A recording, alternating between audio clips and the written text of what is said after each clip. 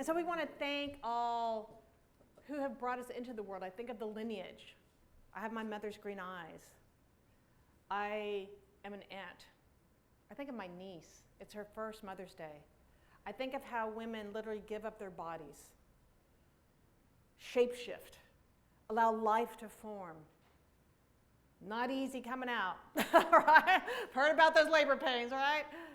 And then sharing the body and the breath and the heart and the mind with our mothers. If you had the chance to ever ask your mother, what it was like when she was pregnant with you, you'll get the stories and you'll see how things circulate within us. So my mother, when she was pregnant with me, my father was in the Army down in Killeen. She would mop the floor. She'd put my older brother in the stroller. She'd go to the bakery and she'd get a pastry. What do you think I love most in this world? Pastries, all right? So we want to acknowledge that, that the wisdom of the mother, the sacrifice of the mother, the givingness of the mother. I also want to honor those who did not have the relationship they wanted with their mother, or the mothers who have lost their children, or the children who may be estranged right now. Things happen in life. I've been very blessed to be very close with my mother. And we go back to all these wisdom traditions for eons that have always honored the mother. The Venus of, I think it's Willendorf, if you saw it, it's a little figure, and it's a fertility goddess. And for thousands and thousands of years, there were rituals and the May Day dance, and we celebrated the mother because we could not come into this world without life.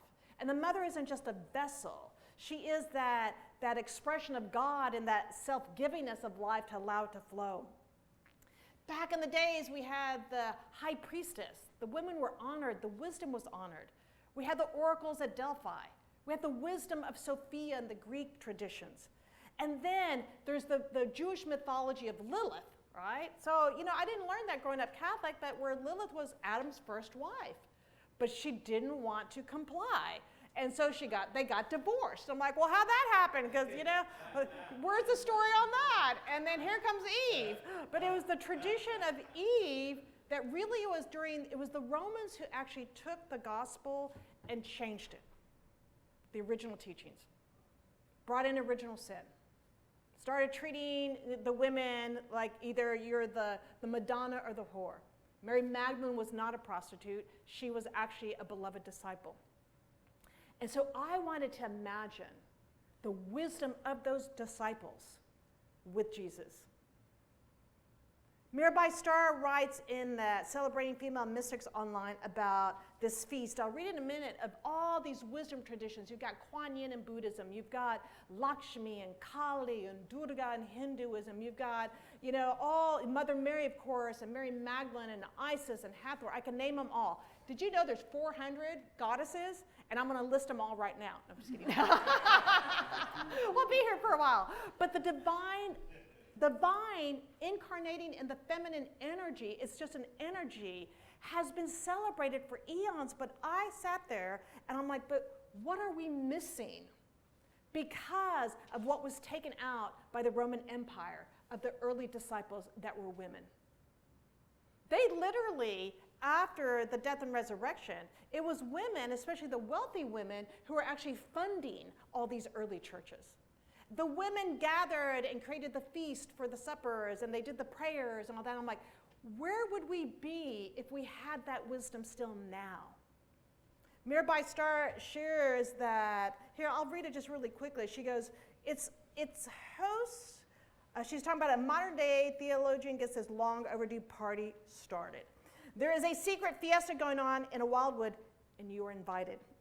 This party has been unfolding for millennia. Its hosts are women mystics from all branches of the soul family.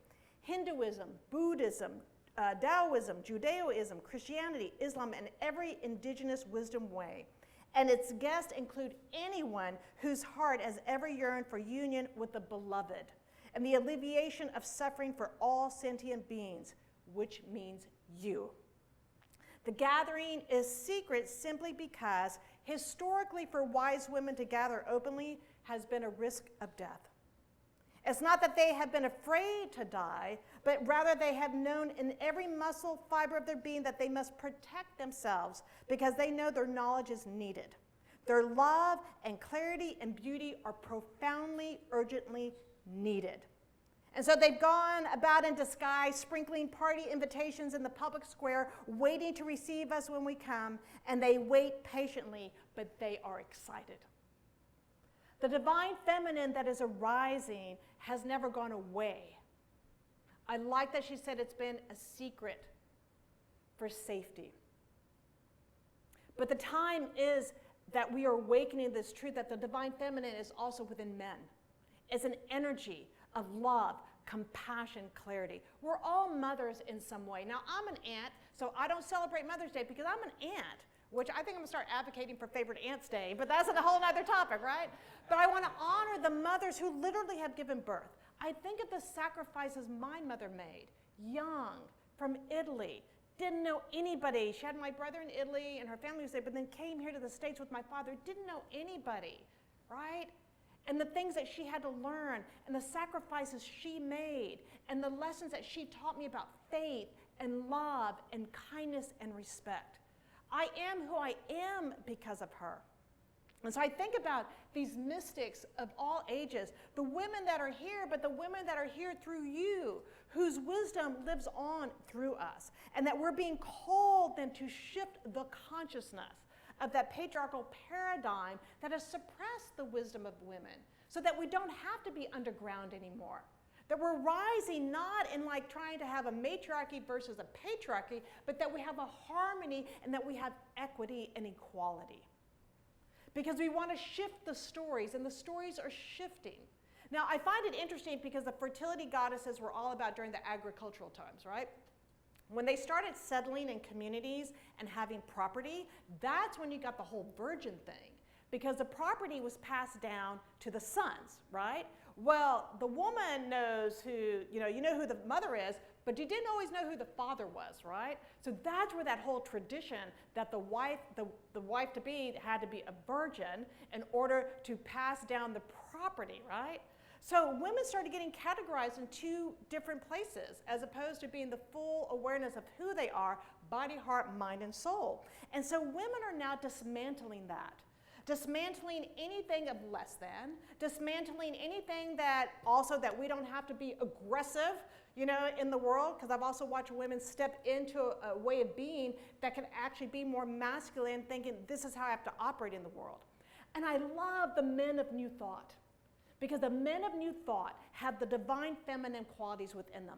They're loving, they're compassionate. I'm not saying other traditions don't. But for me, when I was at Center for Spiritual Living Dallas, I would love sitting over the balcony watching these grown men hug, not afraid to hug each other. But the feminine that's arising is asking us to bring into the world that greater love, that greater compassion, that greater wisdom.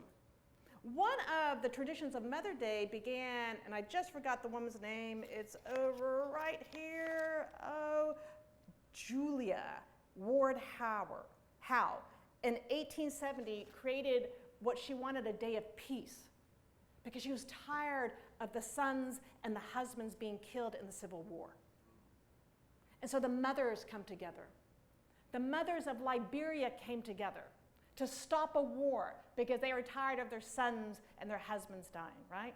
So the mother energy is being called within each one of us to bring greater love, to bring greater compassion, to bring greater community, to bring greater clarity into the world. We're being invited by these mystics, right? So we've got the mercy of Kuan Yin, we've got the compassion of Tara, which is Buddhist, we have the brilliance of Sophia, and the shelter of Shekinah, right? Mirabai Starr invites us to break the bread of the courageous prophet Mother Mary and dip into the spicy oils of the holy daughter Fatima. And we're being invited to take all this wisdom from all these women of every tradition and bring it forward into this world in a way that we're operating from that deep love. In that way that we're allowing what is new and emerging from this world to be one where there's harmony, where war is no longer a consideration, where our children can live in the truth of who they are, whoever they are. Penzeys Spices, I love their spices. If you've never been, they're off of Preston. But I'm on their news list and because they're always writing these fabulous critiques, all right? They sometimes get in trouble for it. But today was a beautiful list, and it said, please read this, right? I'm like, oh, I don't need any more spices. Sometimes I read them, sometimes I don't. And it said, please read this email. And it was an email of mothers of transgender children. And I'm going to invite you to go to their website and download it. The pain and suffering to see their children suffering, but also that deep joy and love of loving their children unconditionally, and creating that safe space. And that's what the divine feminine that's arising in us now is asking. That's the shift in consciousness. Come to the party as you are, right? Bring in the different energy that is, that has been hidden for centuries, that has been relegated as less than. Stand in the power of who you are, which is the power of love. Stand in the truth of your creative being. Stand in the truth of your voice being heard. I remember, the stories, from my aunts, and then the stories from women that I've known through Peacemakers Incorporated. The times when women weren't supposed to do something, weren't allowed to be in certain industries, and those pioneers that no matter what knocked down those doors. Those mothers opened the doors for us to be who we are authentically. Those mothers invited us to rise up. Those mothers invited all of us to heal from what the ancestors of the patriarchal tradition, and to not be in judgment, but to open the way and the door of our hearts to allow greater light in the world. We're being called forth by all these mystics to understand new thought is radical in the sense that we've already had, way before in these last 100 years, women ordained as ministers, right? In a tradition that was typically just male-oriented. But now we've got women rabbis. We've got women shamans. We're starting to see the rise of it. So it's not a competition, it's about cooperation. It's about everybody stepping into their personal vision and view of life.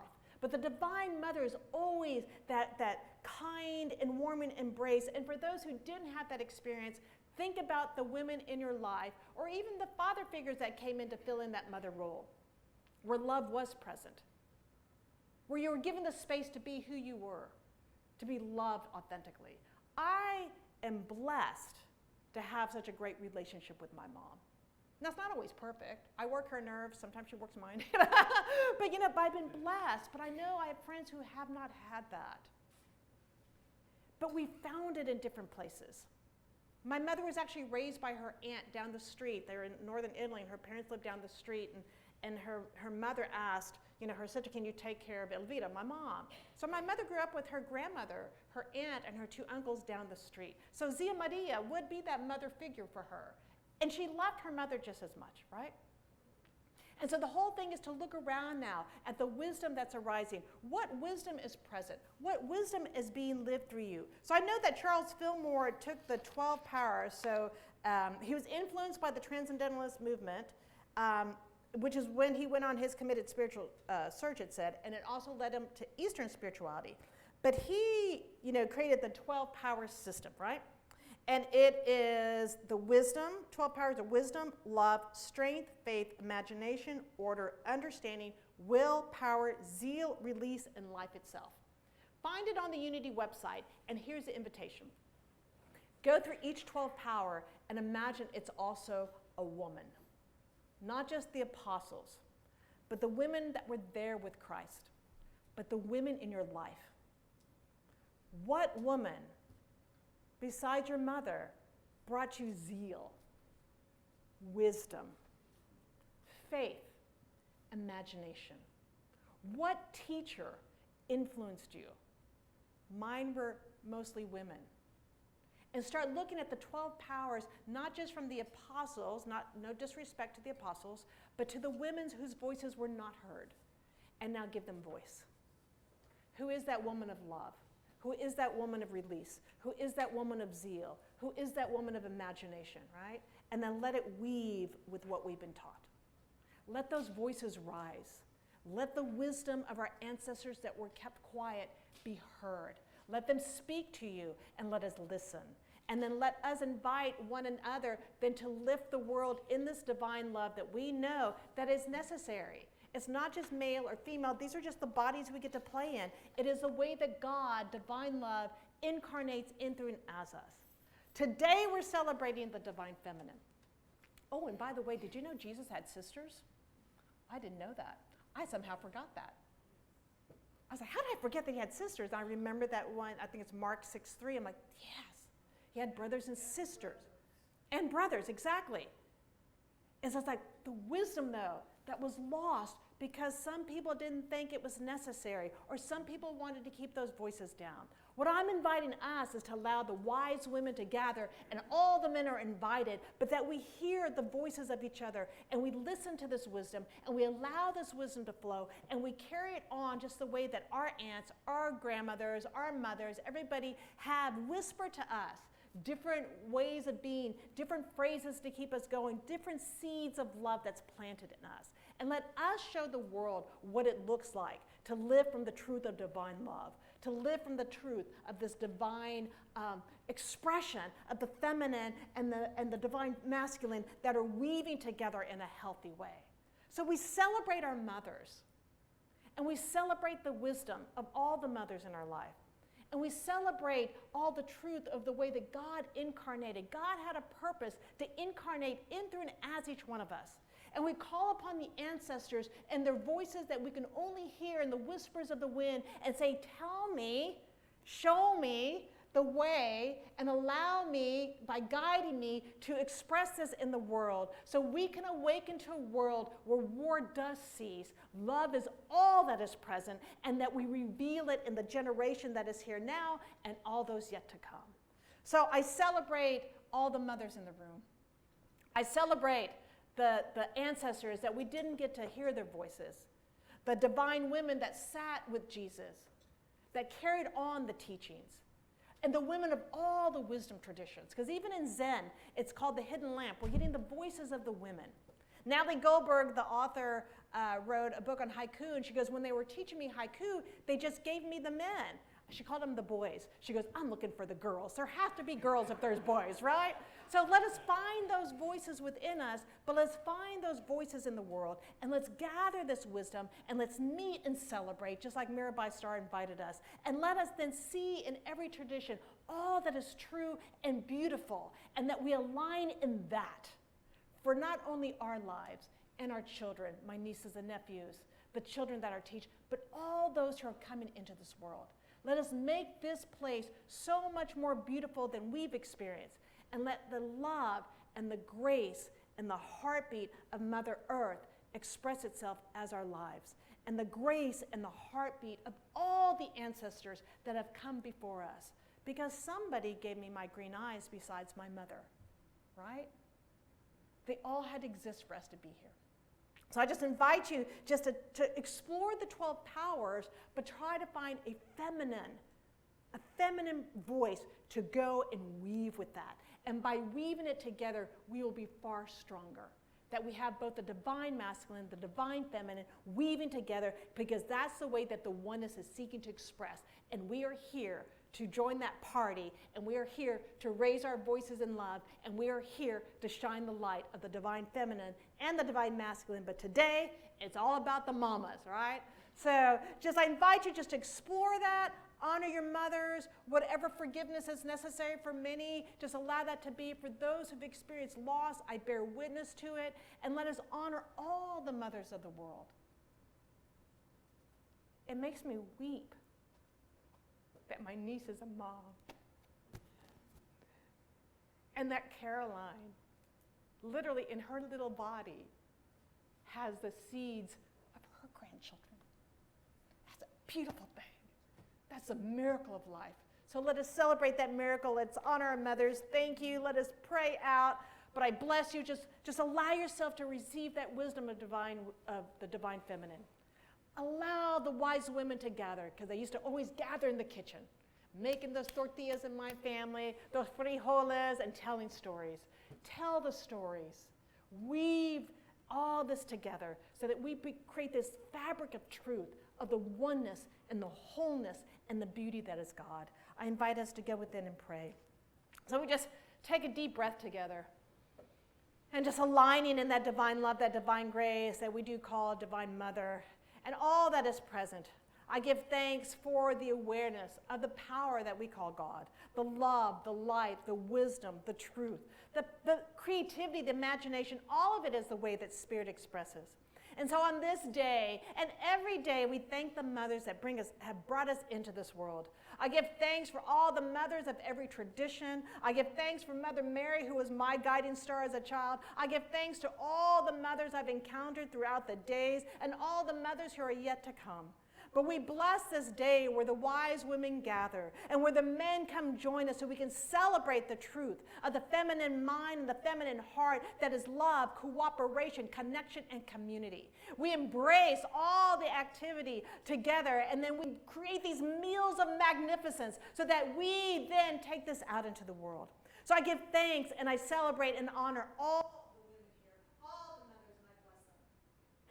it is God, and knowing that it is so, that I know today and every day this wisdom circulates into the world, and we invite that love to be with us, walking, breathing, and having its being as us, and knowing that it is so with all the gratitude of our hearts for all that we have received from our mothers, all that continues to circulate. I just bless each person here, their lineage, their ancestors, and all those that are arriving. And knowing that it is God and knowing that it is good, I just let this word be in the activity of the law with a great grace and gratitude in my heart. And together, let's affirm this good by saying, and so it is.